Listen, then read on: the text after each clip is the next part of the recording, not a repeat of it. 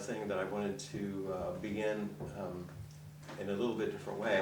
I want to sit for a few moments, but I want to show you just a minute and a half of something before, as kind of an invitation or a prompt. It's something that some of you have seen, I think, more than likely, but of course that really doesn't matter so much. Throughout the class, beginning last fall, and then continuing this time, our theme has encompassed such a broad range of things, which we specified in the beginning as sex, shadow, and the unspoken. But when you have unspoken at the end, that leaves it open, for everything else. And we know from the very beginning, from the very first class, that in terms of shadow, we're speaking of that which we don't see clearly, that which is in the shadows. It doesn't have to do with negative, bad, sinful, dark. It just means unseen or unclaimed. And for those of you that have read through the notes for tonight, you know that one of the essential features of spiritual warriorship is a deep and profound acceptance of yourself, coming to see yourself, to stop the turning away of everything, but including the most difficult thing, which is your beauty. It seems like the most challenging thing. I spoke today at Inquiry, and I've been reflecting on this because of my recent retreat I just did with a large group of people who were therapists who treat trauma. So I've been reflecting so much on a body practice, on movement, on expression. And then also, because I incorporate poetry and various things each time, I'm also thinking of Stephen writing his plays. There are ways that art carries forward that which sometimes can't be forward in another way. I think, am I speaking okay? About some of your writing and creativity, and many of you know this. So we're just going to look at a small piece here that, like I said, only a minute and a half or so, which I think touches many of the aspects in a very wholesome and beautiful and poignant way. And then we'll just sit for a little bit, and then we'll proceed. Okay?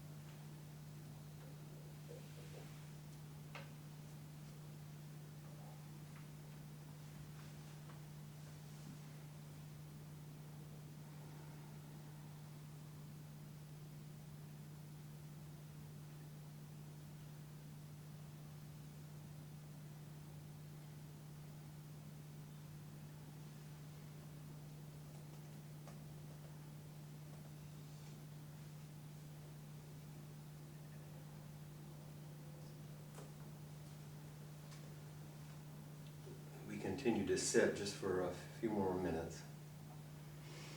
Remember also the loss of a great poet this last week, Derek Walcott, Nobel Prize winner, and his extremely well-known poem, and an echo of what we've just seen, Love After Love. The time will come when, with elation, you will greet yourself arriving at your own door, in your own mirror, and each will smile at the other's welcome and say, sit, eat. You will love again the stranger who was yourself. Give wine, give bread, give back your heart to itself, to the stranger who has loved you all your life, whom you ignored for another, who knows you by heart. Take down the love letters from the bookshelf, the photographs, the desperate notes. Peel your own image from the mirror. Sit. Feast on your life.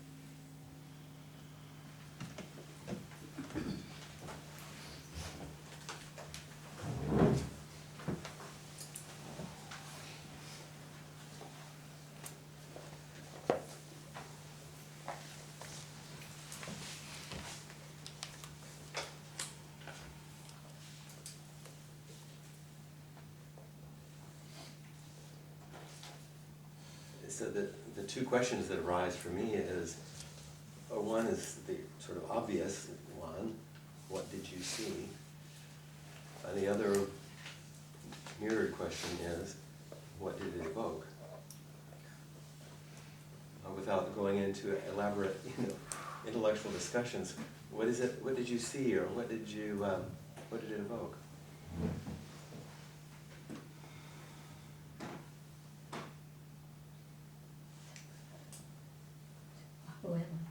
Who am I? Just how hard it is to marry yourself. Rev Anderson gave a talk once about marry all beings, and I just kept flashing back to that. You were there, you got married. Mm-hmm. Yeah. It's just hardest to marry yourself. I saw the child self and how he got the child to dance with him, but he wasn't willing to dance with the child. He did, but there was on the shock. child's side. Yeah, that's right. I see He what you didn't mean. step over to the other child's side and dance, and the child really wanted him to, and then the child went away, and then all of a sudden, when I was meditating, the movie Nell came to me, and I don't know, it's been a while since I've seen it, but she had a sort of a part of herself in the mirror, which was actually her twin sister. And when she quit playing with her sister in the mental hospital, the sister went away, and all that just kind of dropped in, right? Mm-hmm. Many things came Yeah, forward. yeah. There's and what I'm about to say is in no way in conflict with what you just said. I'm going to say something different, which is we can call forward the child and relate to the child, but we actually can't go back. There's one way you can't actually step back to the mirror, but we can relate, and we can connect really, really deeply, and carry that in our heart if we're willing to look at ourselves that you know that's what's rumbling around inside. It felt not like going back to me. It felt more like when the child was on his side, it felt more like left brainish as opposed to right brainish or something. It didn't feel like a time thing. Mhm. No. I thought it was really touching in the beginning where the child kept looking at him like with a lot of curiosity and a little bit of almost betrayal, like what have you become, kind of, you know, and forgotten me and all that. And I thought when he pulled him through and started I thought the dancing was beautiful. You know, this It was was so from touching. So You Think You Can Dance, younger generation, and the child was the contestant. Mhm. It was spectacular. Mm-hmm. He was 10 years old. Wow. Yeah. The first time I saw that, when he pulled into the mirror, I just burst into tears. Mhm. It still gives me chills to watch it. Yeah, it was beautiful. I love the part when the child, toward the end of the piece, put his hand on the face And had him and had him look at him. deep. And it kind of reminded me about the way sometimes I want to push away my child parts, but everything's included. They must come with you on this path that we're on. They're included, they're with you. And that intimacy, that deep intimacy of looking, is what literally blew him back. Yeah. Not because it was bad, not because just it was so potent. And that's the edge that we're touching, of course. And we're going to take a little journey from love through warriorship and back again in this question. But I thought this was a provocative way to begin, in an artistic way. A few of you weren't here. I thought since it's short, it might be worth seeing again now that we've reflected on it. It's just very short. Is that okay? And that way, those of you that weren't here, you'll know what we just looked at.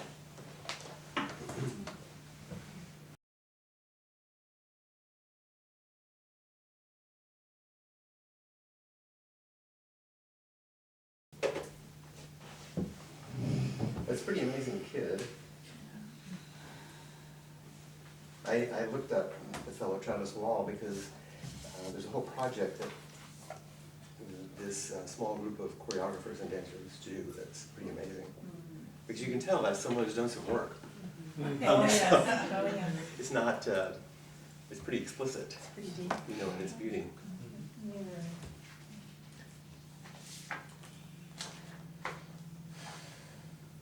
And I love the way it went with Derek Walcott's poem, of course. And it's sad that he died about 3 days ago, I believe.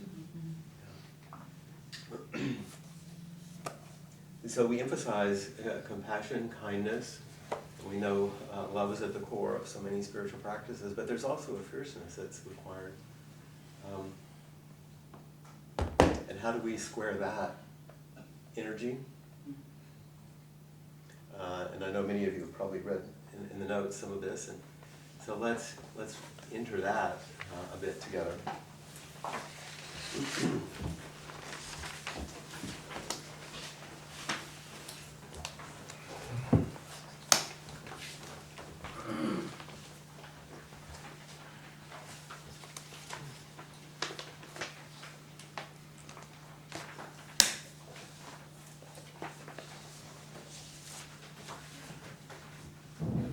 So I entitled this this segment, Telling the Truth and Becoming a Warrior. I made up that title before the election.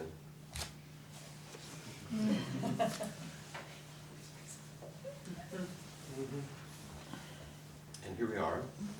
I like that look on your face, Barbara. You want to read the poem?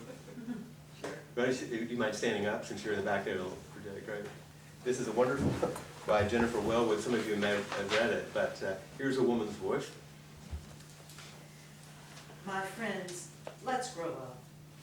Let's stop pretending we don't know the deal here.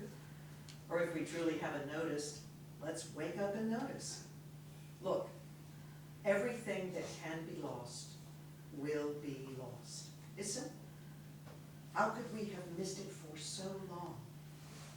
Let's grieve our losses fully, like ripe human beings. But please, let's not be so shocked by them.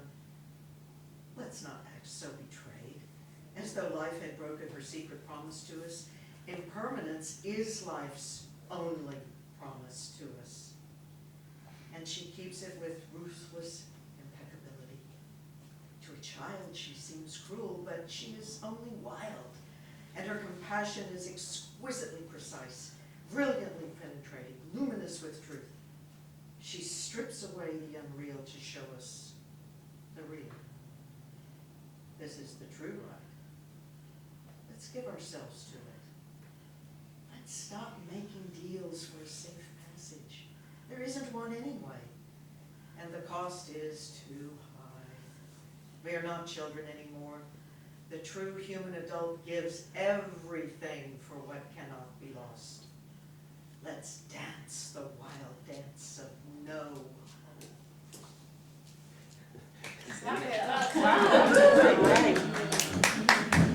I thought she had it in her. And yet the voice may sound different in the poem, and the expression, of course, it was done so well, but what do we see in something that looks tender and yet fierce? Do you see any things that relate? And you don't even have to read the poem, I just mean what's in it that has resonance?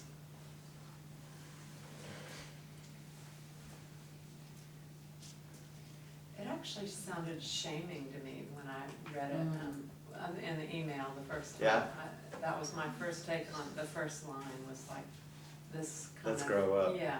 Yeah, I think it is that. Yeah. I don't think it's shaming, I think there is a certain like, okay, come on.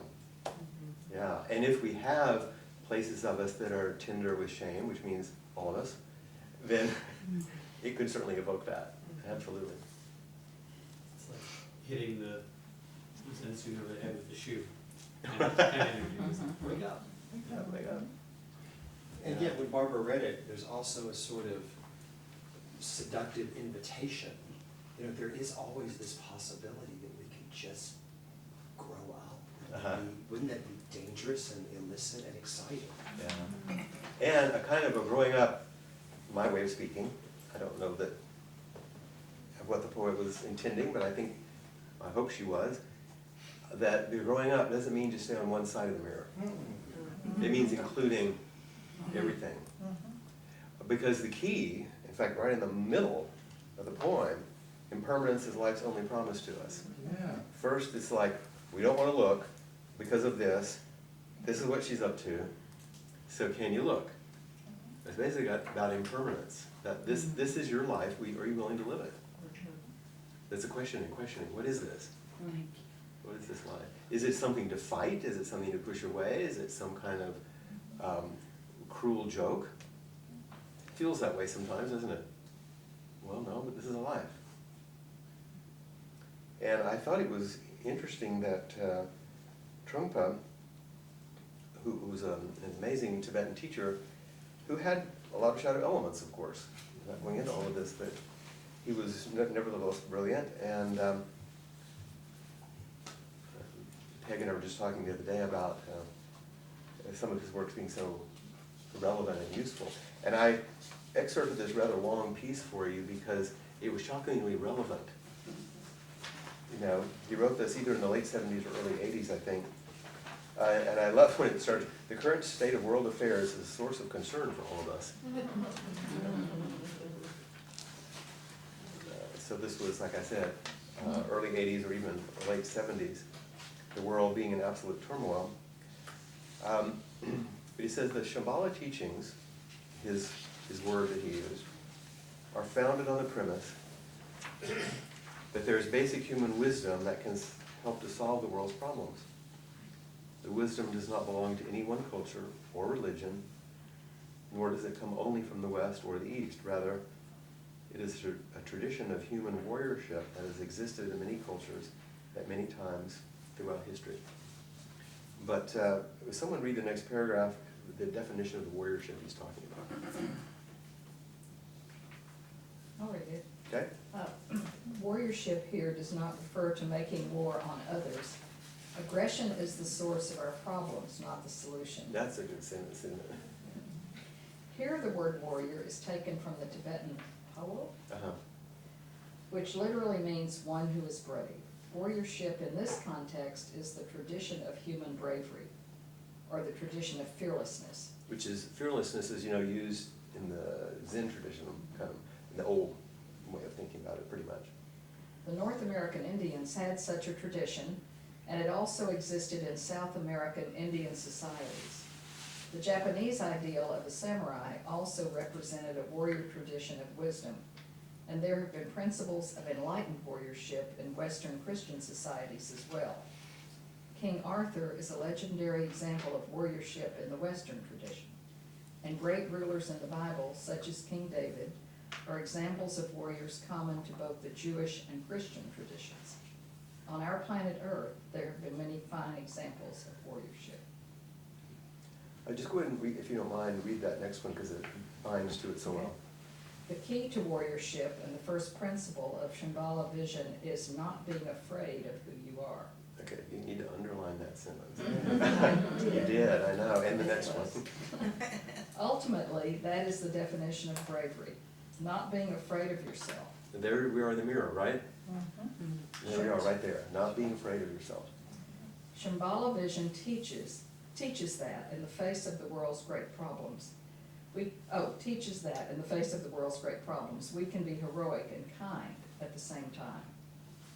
Shambhala vision is the opposite of selfishness. When we are afraid of ourselves and afraid of the seeming threat the world presents, then we become extremely selfish. We want to build our own little nests, our own cocoons, so that we can live by ourselves in a secure way. The last two sentences sound a little bit like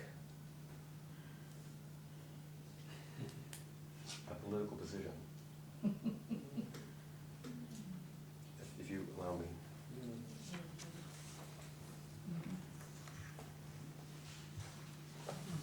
The key to warriorship is not being afraid of who you are. Ultimately, that is the definition of bravery, and not being afraid of yourself. And that's one of the reasons I thought this is just an interesting example. We always, and when we sit in this zendo and face that white, slightly textured mirror, this is who we face. Or when we stand up and we're doing our chanting, we look across the room and we see someone's face, there it is again. Or we sit in front of each other in some sort of relational practice, or with one of us as teachers face to face, we keep seeing our face, or seeing a reflection back. Can we tolerate that? And not only just tolerate, can we begin to see the beauty? We can be heroic and kind at the same time. And this is the bridge that from the start with the sort of tender loving, move to the warriorship and begin to see how they move together.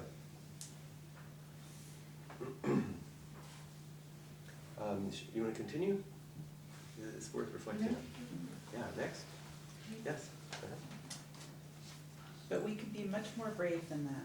We must try to think beyond our homes, beyond the fire burning in the fireplace, beyond sending our children to school or getting to work in the morning. We must try to think how we can help this world. If we don't help, nobody will. It is our turn to help the world. At the same time, helping others does not mean abandoning our individual lives. You don't have to rush out to become the mayor of your city or the president of the United States in order to help others. But you can begin with your relatives and friends and the people around you. In fact, you can start with yourself. The important point is to realize that you are never off duty. You can never just relax because the whole world needs help. While everyone has a responsibility to help the world, we can create additional chaos if we try to impose our ideas or our help upon others. Many people have theories about what the world needs. Some people think that the world needs communism. Some people think that the world needs democracy. Some people think that technology will save the world. Some people think that technology will destroy the world. The Shambhala teachings are not based on converting the world to another theory. The premise of Shambhala vision is that in order to establish an enlightened society for others, we need to discover what inherently we have to offer the world. So to begin with, we should make an effort to examine our own experience in order to see what it contains that is of value in helping ourselves and others to uplift their existence. If we are willing to take an unbiased look, we will find that in spite of all our problems and confusion, all our emotional and psychological ups and downs, there is something basically good about our existence as human beings. Unless we can discover that ground of goodness in our own lives, we cannot hope to improve the lives of others. If we are simply miserable and wretched beings, how can we possibly imagine, let alone realize, an enlightened society? And I would also venture to say that the last three sentences are another political ideology. I didn't see it that way until we read it tonight, actually. The idea that our nature is basically good, and that's what we want to open. But I love this. If we're willing to take an unbiased look, just that, just an unbiased look. Who can do that? That was easy, right? We will find that in spite of all our problems and confusion, it doesn't say, if we take an unbiased look and get rid of all our problems and be unconfused, all our emotional and psychological ups and downs, once we're stable, then there's something basically good. No, the basically good is there no matter what. That's a radical idea and a radical foundation for our practice. And you notice he keeps talking about to build an enlightened society. That's the Shambhala aspiration or intention. But it was also, when you read the early teachings of the Buddha, that was he wasn't talking about personal enlightenment. He was talking about building an awake world, an enlightened society. That's what he was hoping for. That's what the foundations are. Let's look at these last little bits here from Trungpa. I think they add to what we read so far. As human beings, we are basically awake and we can understand reality. We are not enslaved by our minds, we are free. Being free, in this case, means simply that we have a body and a mind, and we can uplift ourselves in order to work with reality in a dignified and humorous way. If we begin to perk up, we'll find that the whole universe, including the seasons, the snowfall, the ice, and the mud, is also powerfully working with us. Life is a humorous situation, but it is not mocking us. We find that, after all, we can handle our world. We can handle our universe properly and fully in an uplifted fashion. It's interesting because the way in which he's talking is not a popular way of talking these days. Because he's basically talking about dignity. It's such an old-fashioned word, isn't it? Or like our character, our dignity is what we're talking about. Both are like, they can sound like they're going to take us towards a parental attitude, but they're so fundamental to what is good about human beings. That as we cultivate character, we can move in a dignified way. It doesn't mean cold or formal. It means upright, perky, joyful, without denying the difficulties facing them, and without denying the, Carl Whitaker, famous psychotherapist, call it the benign absurdity of life. So thank you, Ramesh. Next. The discovery of basic goodness is not a religious experience, particularly. Rather, it is the realization that we can directly experience and work with reality, the real world that we are in. Experiencing the basic goodness of our lives makes us feel that we are intelligent and decent people, and that the world is not a threat. When we feel that our lives are genuine and good, we do not have to deceive ourselves or other people. We can see our shortcomings without feeling guilty or inadequate. And at the same time, we can see our potential for extending goodness to others. We can tell the truth straightforwardly and be absolutely open, but steadfast at the same time. So he's playing these two sides of clarity and strength and flexibility and joy without getting stuck on one side or the other. And then this last essence of warriorship. Okay. The essence of warriorship, or the essence of human bravery, is refusing to give up on anyone or anything.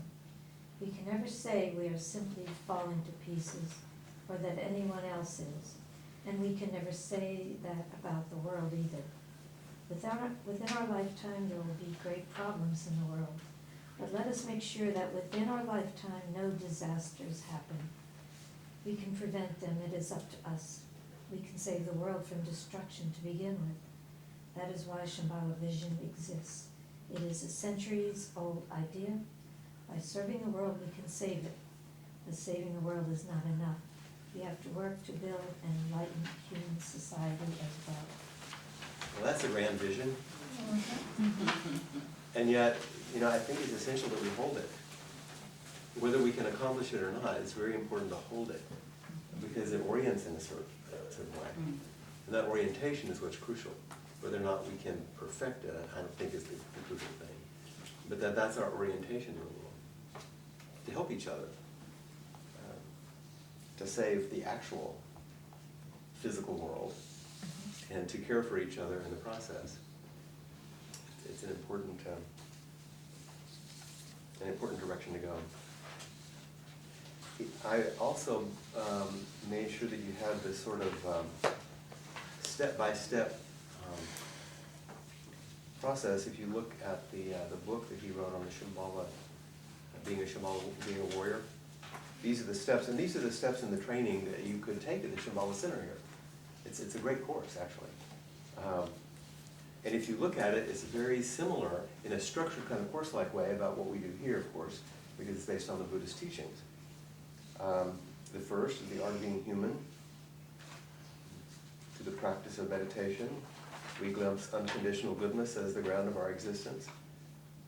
Through the practice of meditation, that's exactly what you see every time you sit, right? Your unconditional goodness. He says with a wry smile. As the ground of your experience. Opening to ourselves with gentleness and appreciation, we begin to see our potential as genuine and compassionate human beings. That's probably true. But isn't this a lovely way to begin? This is his version of saying what we say at the beginning of the Jukai ceremony. In faith that we are Buddha, we enter Buddha's way. In faith that awakening is our nature, we embark upon the practice. Not we start out as lowly sinners and hope someday to be redeemed. In faith that we are Buddha, we enter Buddha's way. We glimpse unconditional goodness as the ground of our existence. That's where we start. And then level 2, right away, the birth of the warrior. Having experienced a taste of basic goodness, we want to go forward. Meditation practice allows us to observe how we create a cocoon of habits to mask our fear. If you're interested in understanding how we create a cocoon of habits to mask our fear, one of the ways to do that, among many, is the Hakomi training. It's a really nice little description of Hakomi, isn't it? This cocoon of habits. In other words, how do we organize experience? How do we organize ourselves naturally, organically, in mind, body, wholeness, everything, organize ourselves based on our past to protect ourselves? We begin to appreciate that there's no fundamental obstacle to experiencing basic goodness. Even all of our conditioning is still there. Yes. And to draw on it is what opens and heals the other. Not you have to wipe away everything in order to find our basic goodness. That's the difference between feeling yourself at the effect of the world and being a warrior.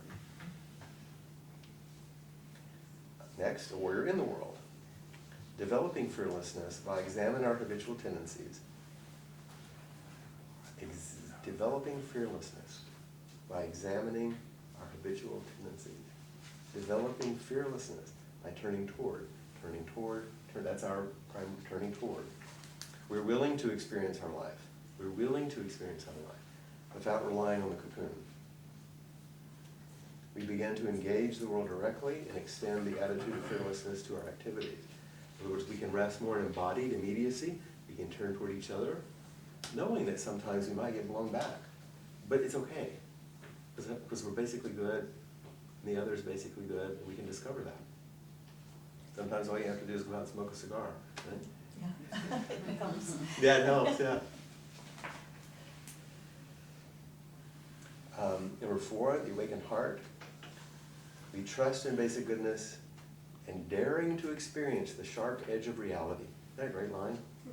Daring to experience the sharp edge of reality, we move forward with gentleness, increased awareness, and inquisitiveness about the world as it is. We can extend ourselves to others fully and with kindness.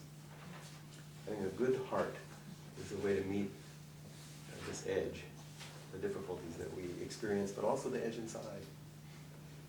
And then we can offer ourselves like a white bird in the snow. And lastly, open sky.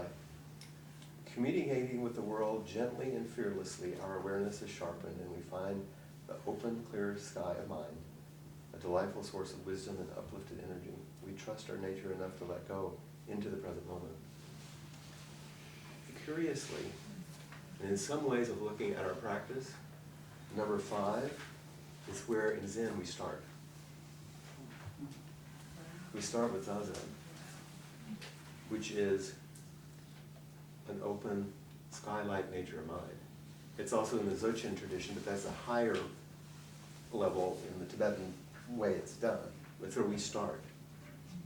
This is way too simplistic, but I'm just going to play with it for a second. We start with number 5, the sky-like nature of mind, in our basic nature, and we just simply sit to realize the sharp edge of reality as our heart breaks open. That is the expression of fearlessness which we bring into the world so that we can be the bodhisattva warrior, which means an ordinary human being, number 1. So you can play it both ways. It's the same path. There are different aspects of how it's done, but I thought this was actually a lovely thing, and I wanted you to see how it is just another language for speaking about how our practice moves here, and the weaving of what we often talk about in terms of kindness and love and all of that with warriorship, with the fierceness. We're talking about not marrying ourselves, and also Avalokiteshvara and Manjushri being married. Okay, the bodhisattva compassion and the bodhisattva wisdom. I also gave you another list, which we don't have to spend a lot of time on, but there's the hero's journey, but I just translated things into the practice path, like the path of practice instead of the ordinary mythological journey. It's the same journey in some ways. I don't think we need to get too caught up in stages and steps and ways to go, but it's worth spending some time on because this is so universal and it's used in so many ways. So I don't want to necessarily go through it all tonight, but you can take a look at it. I just played with the translations and you can see if it has some resonance for you. And because it requires a bit of faith to maintain a practice and maintain something that's so challenging, I put these 4 stages of faith that Sharon Salzberg speaks about in faith and Buddhist practice, which I rather like. She talks about bright faith, which can be blind, like falling in love. That's the, wow, isn't this fabulous, beginning. Like when you first come to practice and you're foolish, and you don't know what you're getting into. Oh, good. And then you practice along and you really do get some benefit and it really is amazing and a whole new world opens up. And then you come to a screeching halt. Number 2, verifying faith. Questioning as the fog clears. Practice opens more truth and it's like, wait a minute. Uh-oh. Until actually you move to 3, which is loss of faith, which in Zen is called great doubt. You realize there's not an external object on which you can depend that's going to save you. There are no states of mind that are permanent to shield you. You're actually going to have to live your life. This isn't, there's no spiritual bypass. There's no way out. You can't get out of jail free. There's no collect your $200 and pass go, you can't do that. But what that leads you to is the possibility, if you practice, and most people don't go past this. This is where most people blow out. To abiding faith, And the faith is in your true nature, in the basic goodness that Trump was talking about. That you really get it, that that's your essence. And refuge is what takes us back. Gratitude is an expression. Make sense? So I felt those four, once again, some more stages, but I want you to be able to think about it in ways that may support and encourage your practice. Okay, we need another woman to read. Ellen Bass. She kicks ass. Can I read it? You can. Just stand up. Oh yeah, you like this one. I do. I remember that. Ellen Bass. Bad things. And make sure you read the title because it's so. Oh yeah, right. Relax. I'm sorry that my spacing didn't work very well here like I wanted it to. Relax. Relax. Bad things are going to happen. Your tomatoes will grow a fungus and your cat will get run over. Someone will leave the bag with the ice cream melting in the car and throw your blue cashmere sweater in the dryer. Your husband will sleep with a girl your daughter's age, her breasts spilling out of her blouse. Or your wife will remember she's a lesbian and leave you for the woman next door. The other cat, the one you never really liked, will contract a disease that requires you to pry open its feverish mouth every 4 hours. Your parents will die. No matter how many vitamins you take, how much Pilates, you'll lose your keys, your hair, and your memory. If your daughter doesn't plug her heart into every life socket she passes, you'll come home to find your son has emptied the refrigerator, dragged it to the curb, and called the used appliance store for a pickup. Drug money. There's a Buddhist story of a woman chased by a tiger.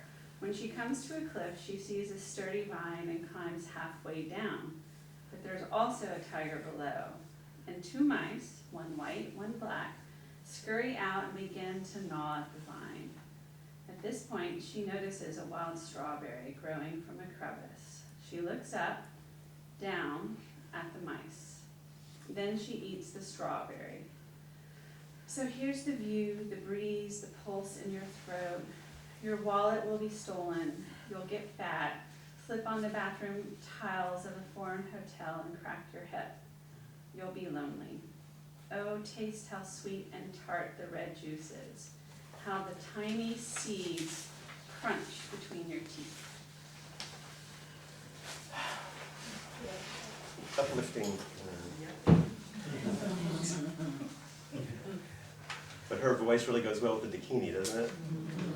It's like, okay, if you want to look in the mirror, this is what you're going to see. And there's a beautiful little koan here by Yunmen. Medicine and sickness are in accord. The whole world is medicine. Who am I? Medicine and sickness are in accord. The whole world is medicine. Who am I? The little piece I've excerpted here from Jason Garner, who I do not know, but he's one of those guys who is like a reformed entrepreneur businessman. Like he made his money and then had spiritual awakening. And he writes some kind of interesting things. So he's responding to this this koan, and then he talks a little bit about his own journey to China and what he found. So let's read this over.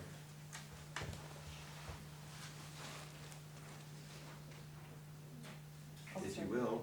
Sure. Yeah. Monk nature and warrior spirit are in accord. We are all both. What am I? It's easy to think that our monk nature is the medicine and our warrior spirit, with all its battling and conquering, is the sickness, and to run away from it all, to meditate in the solitude of the mountains. But the koan doesn't let us off that easy. It calls me back from the meditation cushion to my home, my kids, my office, with the assertion that monks and warriors are in cahoots. And there's the bold proclamation that everything is, in fact, part of one unified life, that it's all medicine. This is an everyday description of the tantric path in the Vajrayana. So then he speaks about his own travels. Somebody want to read that little paragraph? Searching, I traveled to the Shaolin Temple in China with a new friend. Together we climbed the 1,000 steep mountain steps that led to the cave that Bodhidharma is said to have meditated in for 9 years before establishing what is now Zen Buddhism. I liked Bodhidharma. He was a scrappy, fierce, a barbarian, a stranger in town, who was also a saint. He walked from India to China and converted a monastery full of overweight monks into the home of the seemingly odd mix of Zen and Kung Fu. This story resonated with me as I struggled to unite my own odd mix of the business warrior and the peaceful monk who was slowly emerging inside me. What I found through the teachings of these descendants of the teachings of Bodhidharma was that I couldn't find peace. I had to learn instead to be at peace with what I found in me, both the warrior and the monk inside. That's a good one for you to read, isn't it?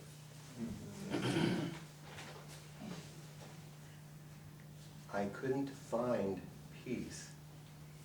I had to learn instead to be at peace with what I found in me. We feel lack and try to find something, an object that we can get and will fill that space. And in doing so, we create an idea of a self as an object. And if we could make that just right, then we would not have a sense of lack. But the self isn't an object. There's no object. It's just subjective selfing, and it doesn't work. So let's read this next paragraph. I remember the moment it all sunk in for me. I asked one of the monks how he reconciled his peaceful nature in the midst of kung fu battles. When I was little, all I wanted to do was fight. My punches were stronger, my technique was better, and I always won. Then one day, I met a superior opponent who beat me badly. For the first time, I understood what it felt like to lose, to be in pain, and to doubt my ability. That day, I gained a true understanding of compassion. Now I try to solve problems with my heart instead of my fists. I am a monk, and I am also a warrior. I use them both in life. Compassion is my guide. I gained a true understanding of compassion. Like I tell couples who come to me that are thinking about getting married, I said, never get married unless you fought. And you don't understand compassion unless you've been in pain. And then this last, you would go ahead, since you're part of the story here, you can finish it up. His explanation made sense to me. The peace I was searching for wouldn't come as the result of denying my warrior nature. Instead, it was about embracing the entirety of my being, both the warrior and the monk, and learning to apply them both compassionately in my life. I could fully engage in life while fully embracing my spirituality, and as a result, experience peace.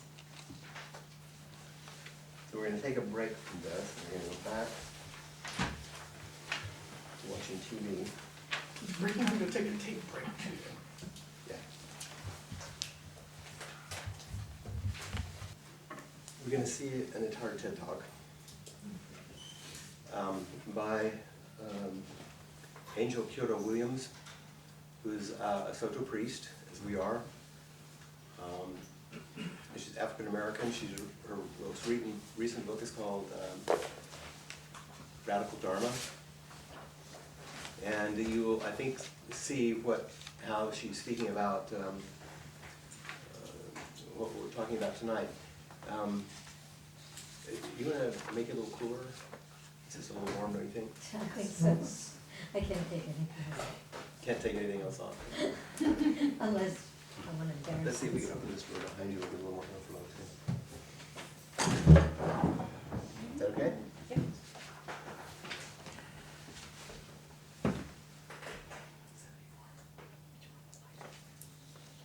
So there's no need to say much about it. It'll be a nice presentation, I think. If you want to stand up, that's fine. But make sure you're not folks away. Ready?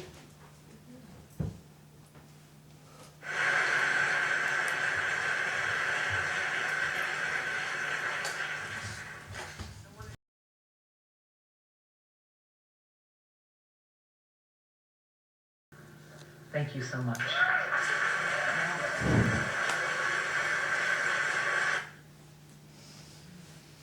The Dakini speaks. You know, she has a particular direction, a particular way of speaking, and a particular focus, but she does really pull a lot of the elements together in a way, and she's speaking from this practice and her work in social justice, of course, in a very powerful way, abandoning neither. And I thought it was interesting, the practice, huh? To just feel power in that simple, embodied way, and what it's like to feel it alone, and what it's like to feel it with a practice, and how you can feel some differences. And how the importance of recovering, which is where we began, is essential to that process. She was very, I like the rhetorical way in which, I don't want your love, I want justice. Enough times that you begin to understand what she's saying. Not in the aggressive way like Trungpa was talking about, but it actually is a form of a radical kind of compassion. In that way. So there's much to think about. This is a good one to listen to again, to watch again, but it seemed to pull together elements quite well and allowed us to engage in an embodied practice. It was quite lovely, I thought. Let's see here.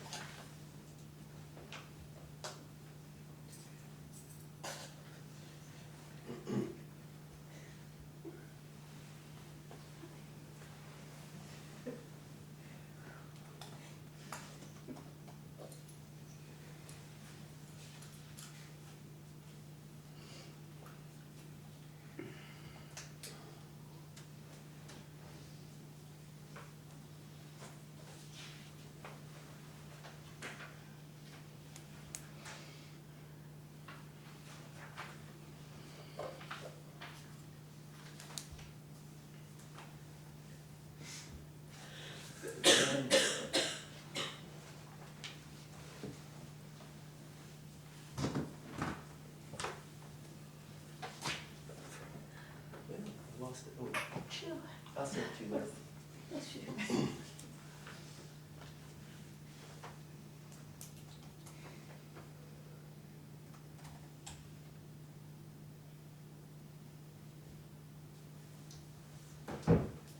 Thought I had one more for fun. Apparently we're not going to have fun.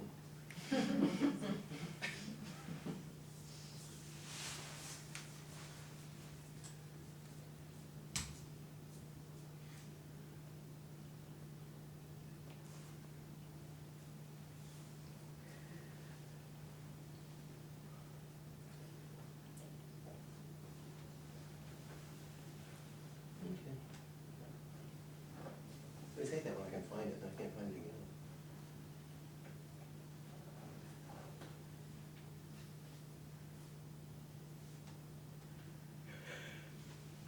I'll send you something fun.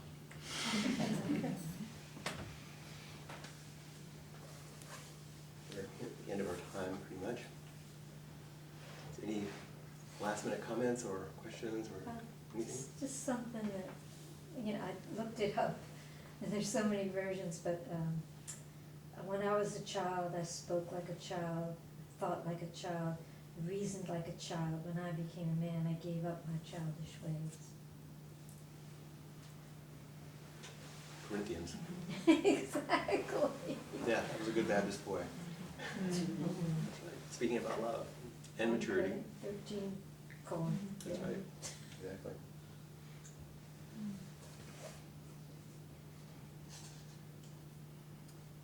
Anything else from this evening?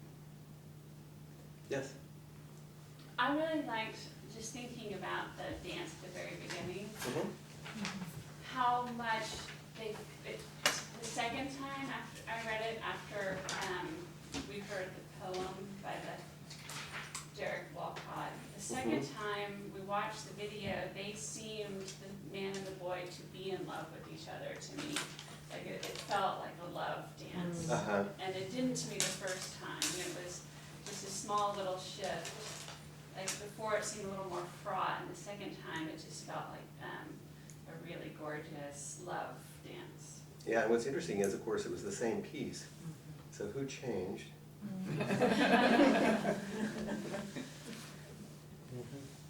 Well, I think it was a well-placed poem. Yeah. It was, I was surprised how powerful it was with that, and that it brought us back to honoring Derek Walcott also. You know, so it's, yeah.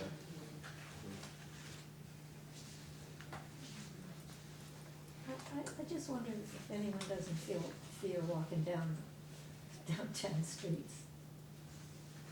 Fear walking down streets? I do. At night, like on East Sixth Street. And why do you ask?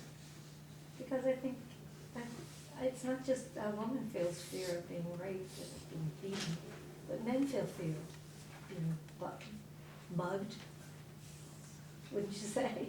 Yeah, there are times when I feel frightened. Yeah, we're all vulnerable. Depends on the context.